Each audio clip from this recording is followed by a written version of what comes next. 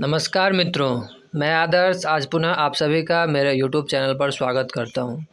जैसा कि हम लोग जानते हैं, जो हमने NCERT समरी सीरीज़ की शुरुआत की है, जिसमें विज्ञान कक्षा 7 अध्यायवार हम सभी अध्याय के सारांश को पढ़ते हैं और जो मुख्य बिंदु पाठ के भीतर दिए रहते हैं उनका भी संज्ञान में लेते हैं। तो चलिए उसी कड़ी में आज नए अध्याय की ओर बढ़ते हैं। इससे पहले हमने अध्याय 1 पादपों में पोषण, अध्याय 2 प्राणियों में पोषण, अध्याय 3 ऊष्मा, अध्याय 4 अम्ल, क्षारक और लवण और आज अध्याय 5 भौतिक एवं रासायनिक परिवर्तन के बारे में समझेंगे और इसके सारांश को देखेंगे। तो चलिए बिना देर किए हुए हम अध्याय 5 पर चलते हैं। तो देखिए मित्रों, यह है अध्याय 5 भौतिक एवं रासायनिक परिवर्तन, फिजिकल एंड केमिकल चेंज। तो चलिए इसके सारांश की ओर बढ़ते हैं। वैसे सारांश में बहुत कम ही बिंदु दिए रहते हैं, लेकिन जो ही बिंदु दिए रहते हैं वो मुख्य बिंदु होते हैं और वह परीक्षा के दृष्टिकोण से अति महत्वपूर्ण होते हैं। लेकिन फिर भी हम पहले सारांश को पढ़ेंगे और उसके जो प्रमुख शब्द है उसको पढ़ेंगे और फिर अध्याय के अंदर जो मुख्य शब्द होंगे समझने लायक उनको पढ़ेंगे और समझेंगे।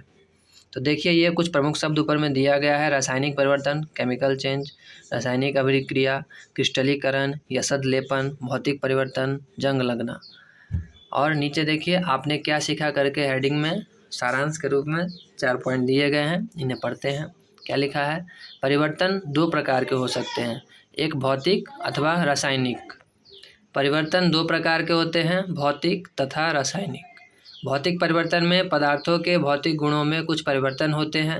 इन परिवर्तनों में कोई नए पदार्थ नहीं बनते हैं और ये परिवर्तन उत्क्रमणीय हो सकते हैं, यानी ये रिवर्सिबल हो सकते हैं। रासायनिक परिवर्तन में नए पदार्थ बनते हैं, ये उत्क्रमणीय नहीं हो सकते हैं, यानी ये इरिवर्सिबल होते हैं।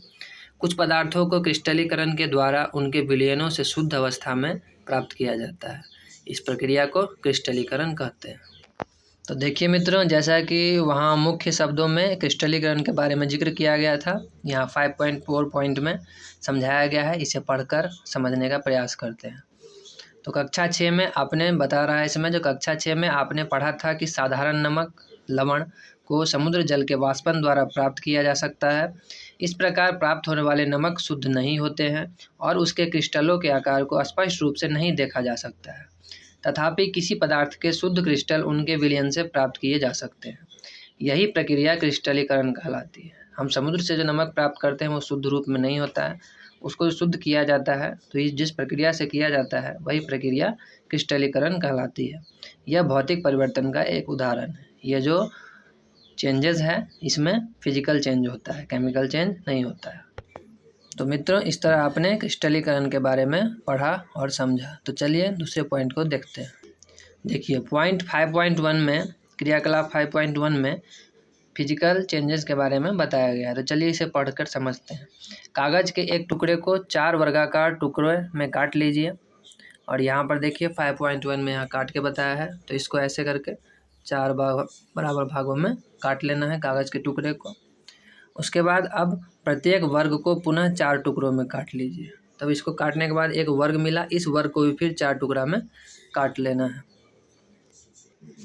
इन टुकड़ों को फर्श अथवा किसी मेज पर समतल जगह पर इस प्रकार लगाएंगे जिससे ये टुकड़े परस्पर जुड़कर कागज के जो मूल आकार था पहले वाला उस आकार में आ जाए। स्पष्ट रूप से आप टुकड़ों को पुनः जोड़कर मूल टुकड़ा नहीं बना सकते हैं। आप उसे एक जगह लगा के उस मूल आकृति में तो ला सकते हैं, लेकिन वो टुकड़ा पूरा फिर एक नहीं हो सकता है। लेकिन क्या कागज़ के गुण में कोई परिवर्तन हुआ है? कोई परिवर्तन नहीं हुआ है। इस तरह से फिजिकल चेंज में गुण में कोई परिवर्तन नहीं होता है, इस तरह से इसके गुण में कोई परिवर्तन नहीं हुआ है, जिस कारण से यह हमारा भौतिक परिवर्तन कहलाएगा।